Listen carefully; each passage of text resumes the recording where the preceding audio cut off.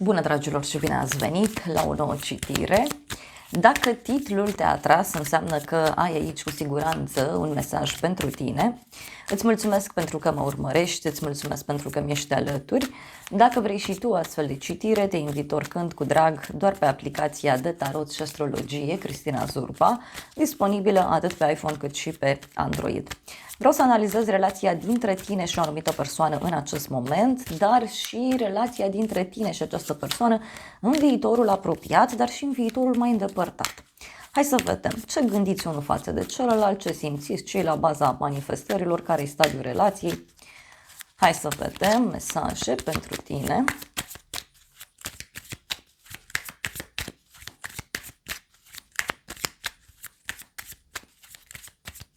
În acest moment a început citirea. Ok, deci e o perioadă aici în care multe lucruri văd că pleacă de la încredere între voi.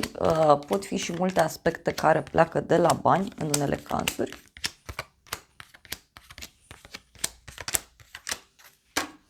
La baza pachetului avem așa un cavaler de monede, 3 de spade, 3 de bâte.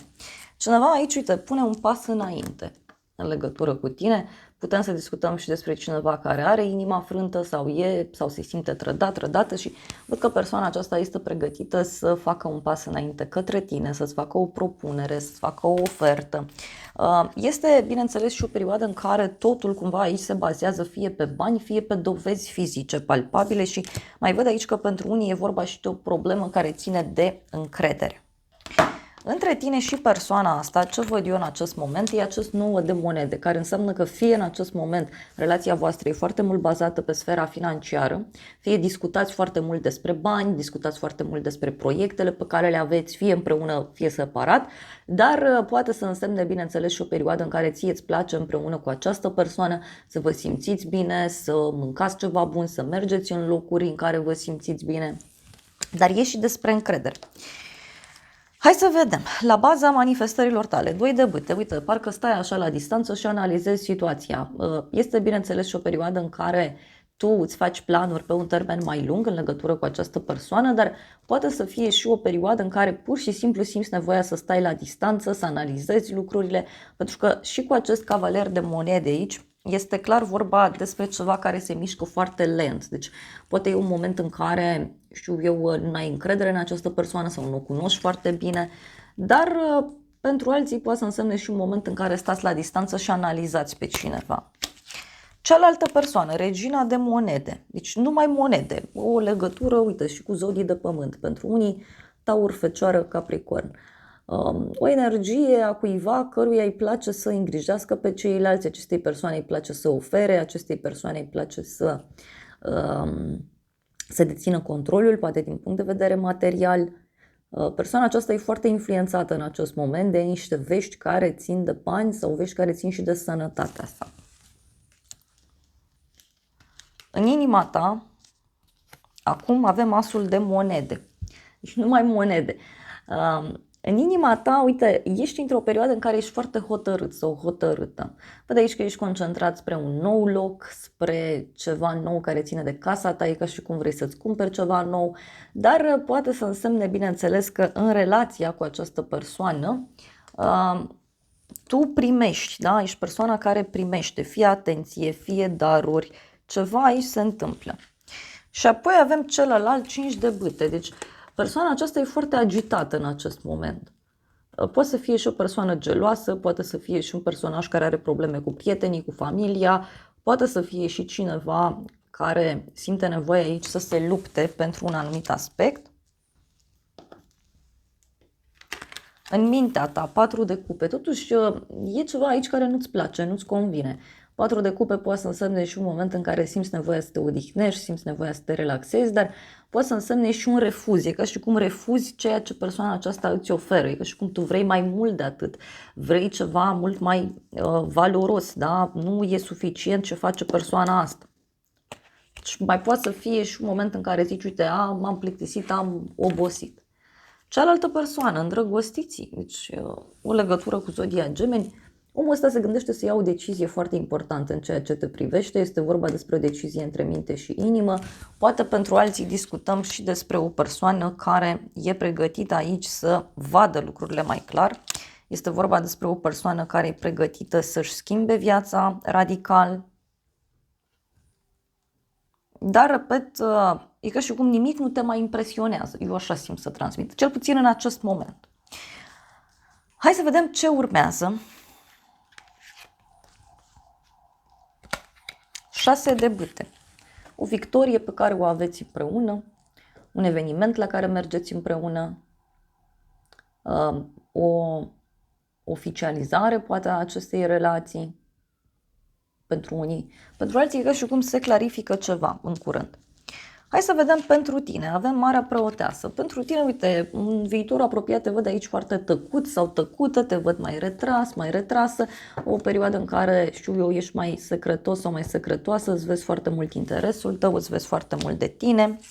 Cealaltă persoană, 6 de monede, deci omul ăsta e prins aici pe cumpărături în viitorul apropiat sau poate să fie și că această persoană are de împărțit niște bani, primește bani, dă bani la rândul său și tot 6 de monede poate să însemne și faptul că această persoană tinde spre un echilibru în viitorul apropiat. 9 de bâte.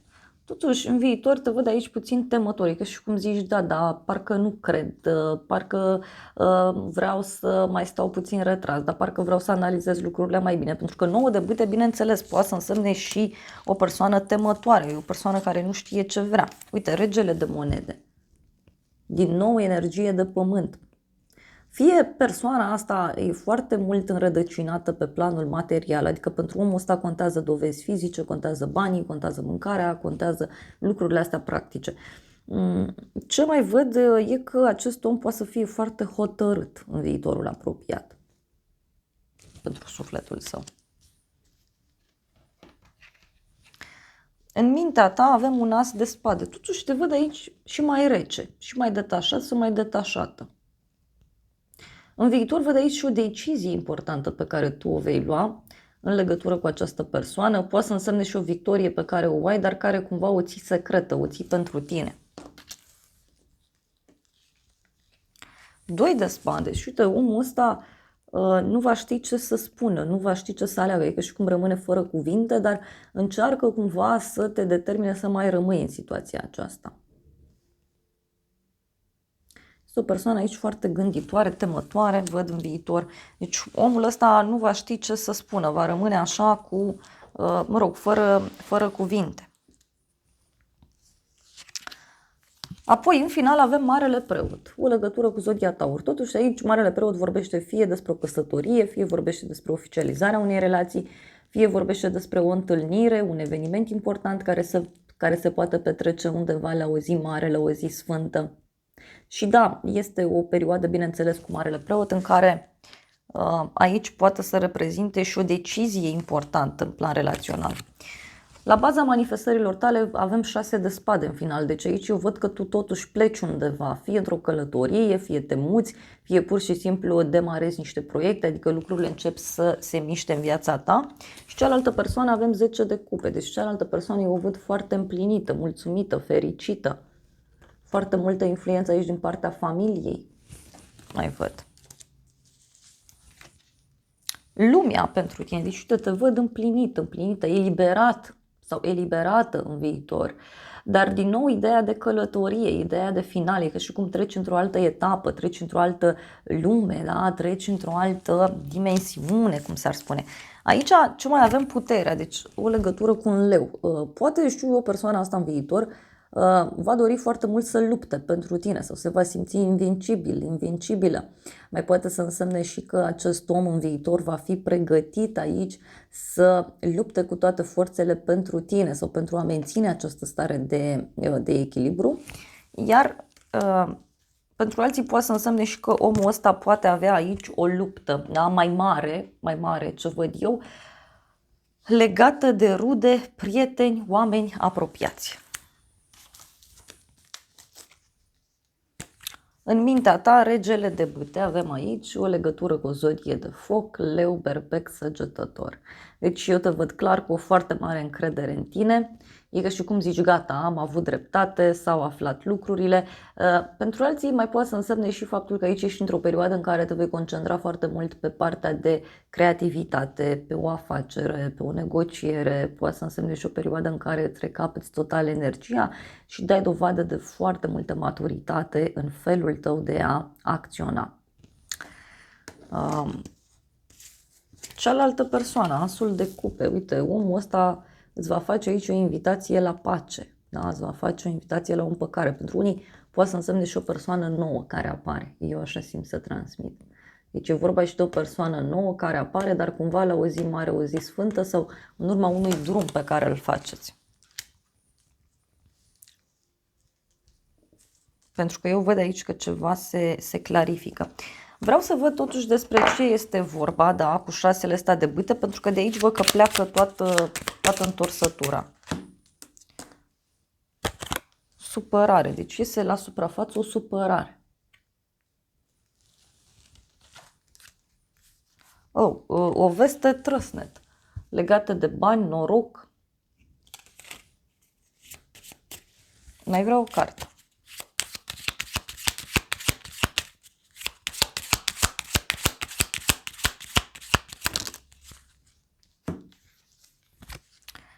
Avem relație, căsătorie, o bucurie neașteptată. Poate e vorba de o descoperire, da, pe care cineva o face în legătură cu o colaborare, cu o relație.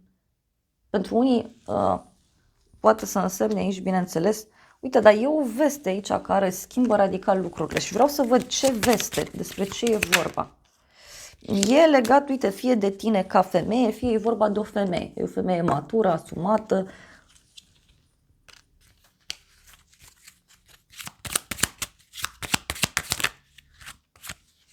Avem inamicul și boala. Poate să fie pentru unii, știu eu, și o problemă de sănătate a cuiva, dar pentru alții eu m-aș gândi că totuși poate are legătură și cu descoperirea unui inamic.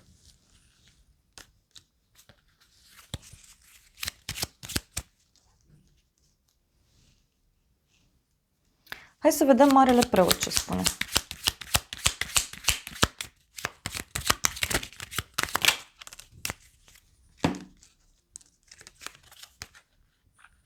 Veste și bani puțini. Deci,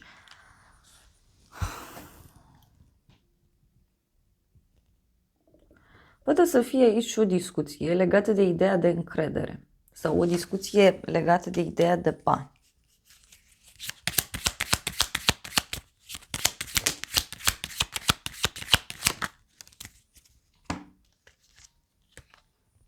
Avem dorință și drumul.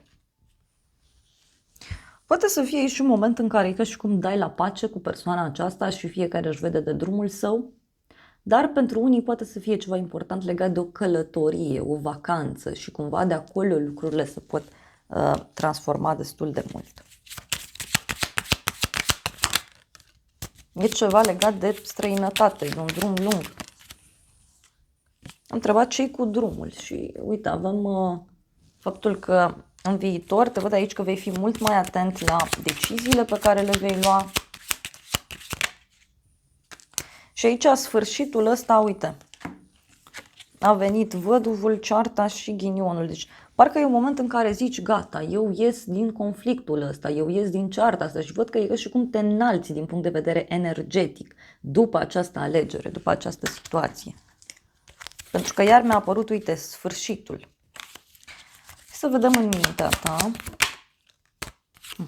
Și te văd foarte bine organizat, foarte sigur pe tine.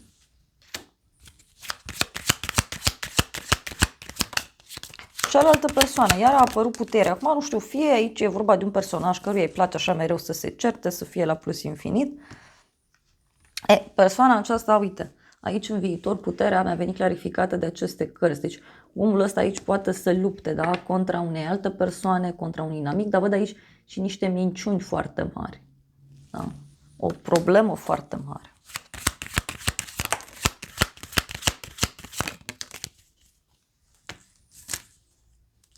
Și avem casă și bani, noroc.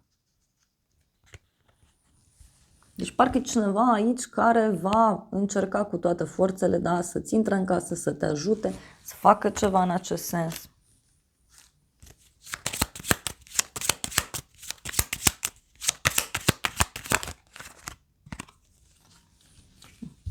Și avem asul de cupe, a venit clarificat cu această carte. Deci este clar o invitație la pace. Pentru unii simt eu că e vorba de o decizie radicală aici, în această situație. Chiar o decizie radicală, dar pentru unii eu așa simt că este vorba și despre o persoană nouă care apare. Ei, deci avem așa un proces și judecată cu o persoană vicleană, exact ce spuneam, și boală. Deci, dragilor, aici eu văd că cineva poate să fie judecat, cineva poate avea probleme foarte mari, dar poate să însemne și că persoana aceasta să fie judecată, să fie cumva pedepsită dacă ei și a fost vicleană sau dacă ei și, da, nu a fost sincer sau sinceră.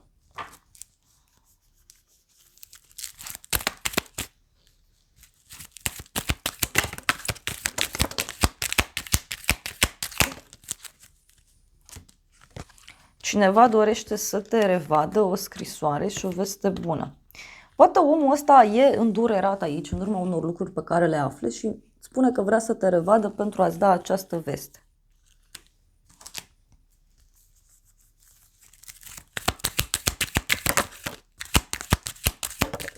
Este o veste oficială, din ce văd eu aici.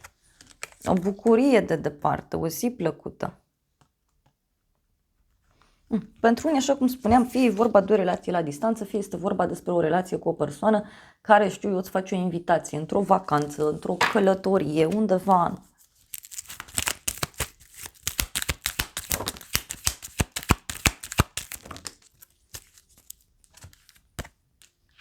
Avem așa, bani mulți, bărbat tânăr și ceartă. Exact cum spuneam, deci e vorba și de o nouă persoană care apare. Eu așa simt să transmit.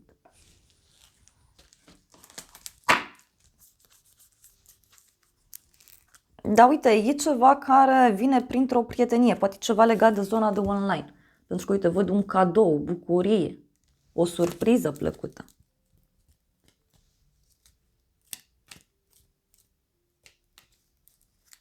Poate printr-un prieten cunoște această persoană, simt eu să-ți transmit.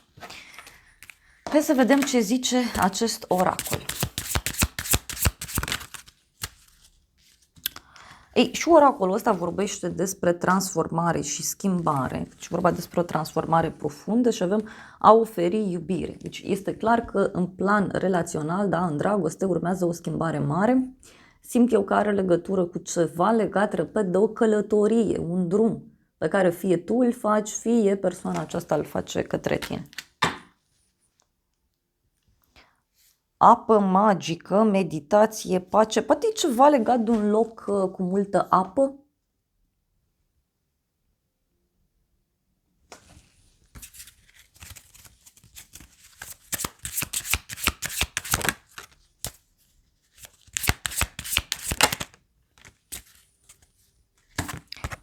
Este despre a accepta iubirea. Ascultă vântul, ascultă înțelepciunea. Deci, repet, pentru cei mai mulți dintre voi, eu văd aici o schimbare destul de mare în plan personal, în plan profesional. Ați curăța mintea și spiritul.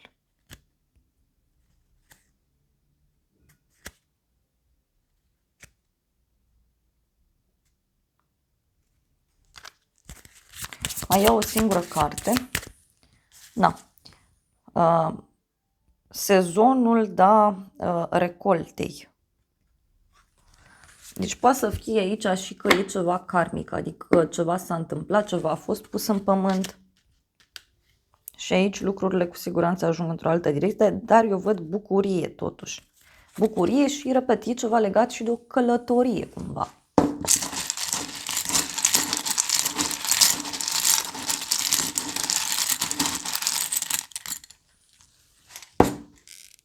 Avem iubire, chakra 4, culoarea verde, vindecare, ce nu știi tu, deci cineva care își vindecă inima. Apoi avem noroc, inițiala U, ziua de sâmbătă, o persoană vicleană,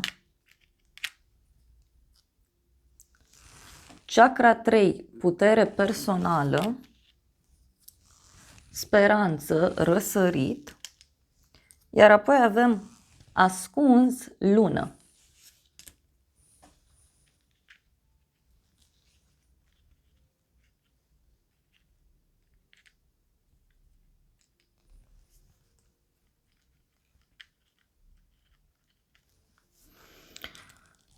E ca și cum se vindecă ceva prin aflarea unor lucruri.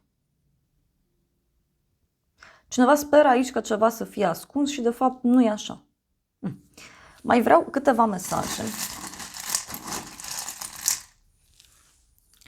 Și avem așa, vis sensibil, zodia Pești, iar apoi avem putere, pasiune, cifra 8. Și apoi avem boală, trecut. Deci e vorba de o problemă veche aici, da? E o problemă dintr-un trecut mai îndepărtat, aș zice eu. Na. Dragilor, acestea au fost previziunile de această dată. Eu vă mulțumesc pentru prezență, vă îmbrățișez cu drag. Sper din suflet să vă fie de folos informațiile și să ne revedem cu bine și data viitoare. Eu vă doresc să aveți parte de o zi sau de o seară cât mai frumoasă.